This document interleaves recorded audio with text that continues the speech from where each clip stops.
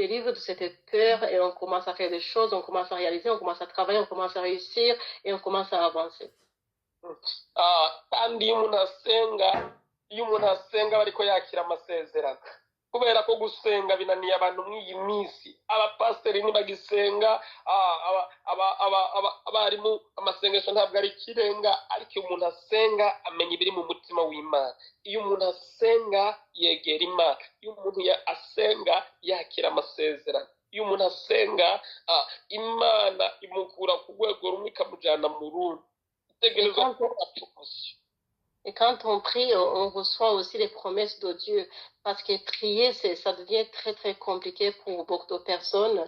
Il y a même des serviteurs de Dieu qui ne prient plus. Il y a des pasteurs qui ne prient plus. Mais quand on prie, on sait très bien qu'on va avancer et Dieu nous se montre, et Dieu se montre dans tout ce que nous faisons. Nagira ngo nkubwire ukunde gusenga usubire ukunde gusenga.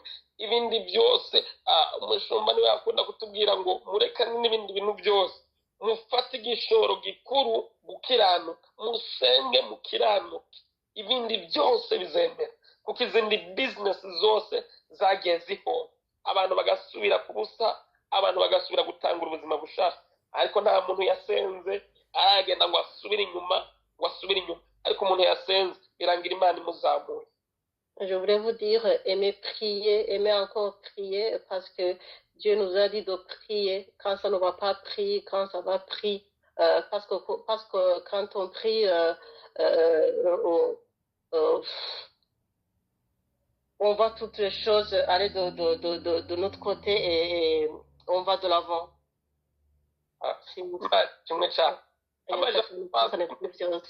Amajambo twasomye yo mu gitabo cy'Abaheburayo 11:26 hatubwiye ku mugabo yitwa Mose. La parole qu'on a lue dans Hébreu, la parole nous a parlé sur Moïse. Uyu umugabo ndamukunda cyane kuko sinibaza ko ari undi muntu mwisi ashobora kuba yararetse ibyubahiro nk'ibyo yari afise kugira ngo akurikire Yesu.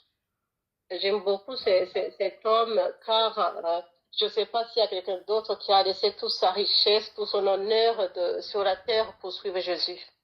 Uyu mugabo yari umunyamasengesho, arasenga agira ihishurirwa, Imana iramwihishurirwa kugeza igihe Bibiliya ivuga ngo yararabye ngo abona ingororano azogororerwa, agira ihishurirwa, abona inyuma y'imyaka myinshi, abona nta hantu na hamwe ihuriye n'ibyubahiro ubutunzi bwose bwo muri Egiputa. Cet homme priait beaucoup et Dieu a commencé à lui révéler des choses qu'il va lui offrir après plus tard. Et Dieu a commencé à lui donner des révélations et il a vu de ses propres yeux, de ses propres yeux la gloire, la richesse et les bonnes choses qu'il va avoir. Uyu mugabo yitwa Mose, Imana yari yaramugiriye ubuntu. Sinibaza ko mu gihe ciwe cyangwa no mu bihe byakurikiye hari umuntu yigeze agira faveur nk'iyo Mose yagize.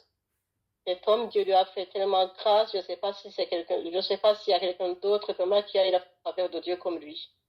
Kubera ko yakuriye ibwami, aronka akaryo ko kwiga amashuri akomeye y'abami. Parce qu'il a eu beaucoup de chance et il a fait de grandes études de roi. Bibiliya iravuga ngo yize amashuri y'abakomeye, amashuri yamwemerera kuba farawo, yongera yiga ibya siyanse byo muri Egiputa byose, yongera yiga ibijyanye n'amategeko byo muri Egiputa byose. Yari yize amashuri yose kugira ngo bareke arategurwa kugira ngo azoshobore kuba farawo. La parole dit qu'il a fait de très bonnes études de haute qualité qui lui permettaient de devenir comme Pharaon, qui lui permettaient d'avoir tous les titres de l'Égypta, qui lui permettaient vraiment de devenir quelqu'un de très très grand. Yari afite doctora zikomeye, yari afite doctora muri architecture, yari afite doctora muri science, yari afite doctora mu bijyanye n'amashuri y'ubwami, yari generale w'ingabo. Il avait des doctorats dans l'architecture, dans la science, et il devait devenir quelqu'un de très très puissant. Commentaire zo za Bibiliya ziravuga ngo umunsi yanka kwitwa umwana w'umukobwa wa farawo wari wo munsi wari ushikiriwe kugira ngo abe farawo, bamwimike abe farawo. Yari yarahejeje kugira teste zose, bari barahejeje kumutesta, yarahejeje gutsinda ikizamini cya nyuma cyo kujya gutsinda. Agenda ayoboye ingabo ku rugamba, atsinda urugamba rwabereye muri Etiyopiya, urugamba ararunesha. Rero amaze kurunesha, ikintu cyari gikurikiweho kwari uguca yimikwa akaba farawo. Ariko ibyo byose arabireka, abona ko kwemera kurenganywa n'ubwoko bw'Imana bifise ingororano nyinshi. Ibi byose bivuye mu gusenga. Vuga amajambo makeya umbabarire. Je vais essayer de résumer. Il a été testé vraiment dans tous les sens. Il a été tenté par la femme de Pharaon, mais il n'a pas péché. Il a été testé de toute manière, mais il a vu que tout ça, ça sert à rien. Et après tout ça, en plus, il devait régner, on devait lui donner la couronne et tout pour qu'il soit roi.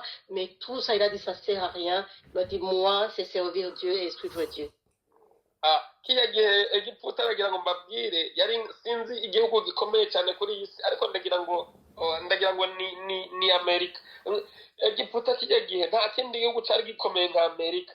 Ibaze umuntu kubera ibintu byo gusenga aragenda areka ibyubahiro byose, areka nko gukurikira, dufate nk'ubu nka Trump ukamenya ko ejo ari uzomukurikira, ariko ibyo byose kubera gusenga ukabishyira hasi ukavuga ngo ndagomba gutumbira Yesu.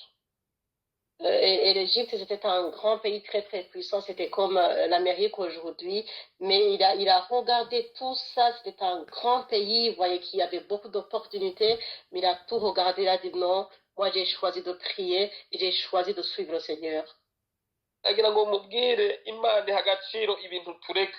Nagira ngo mubwire icyubahiro cyawe waretse ugakurikira Yesu, amanyanga yawe waretse yose, ibyo byose Mose yabiretse kubera ko byari byo muri Egiputa. Nagira ngo mubwire ubutunzi bwawe wasize hasi, icyubahiro cyawe wasize hasi, amashuri yawe, ibintu byose wasize hasi ukabidepoza ugatumbira Yesu. Yesu azobigushumbusha umurengera. Je voulais vous dire tout ce que vous avez laissé, les études, les fraudes, le vol, tout ce que vous avez laissé pour suivre le Seigneur, tout ce que vous avez laissé pour prier, pour demeurer, pour chercher le Seigneur. Je voulais vous dire, vous allez avoir une récompense de Dieu.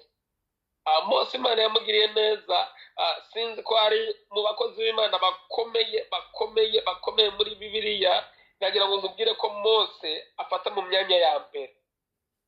Dieu a béni Moïse. Je voulais vous dire que parmi tous les disciples, tous les hommes de Dieu qui ont existé dans la Bible, et Mose devient en premier lieu. Kubera ko yasenze. Parce qu'il a beaucoup crié. Iyo umuntu yasenze, gusenga kuragenda kukarenga amasengesho ku giti ciwe, amasengesho akagenda no ku bana tuzobyara. Quand on a prié, notre prière va loin jusqu'à nos enfants, jusqu'à nos arrière-petits-enfants. Nagira ngo nkubwire ko amasengesho uri kurasenga none ntabwo azogarukira kuri wewe n'ababanyi bawe, bazojya ku byo wasenga, ku masengesho yawe aya nyine uri kurasenga ababanyi bawe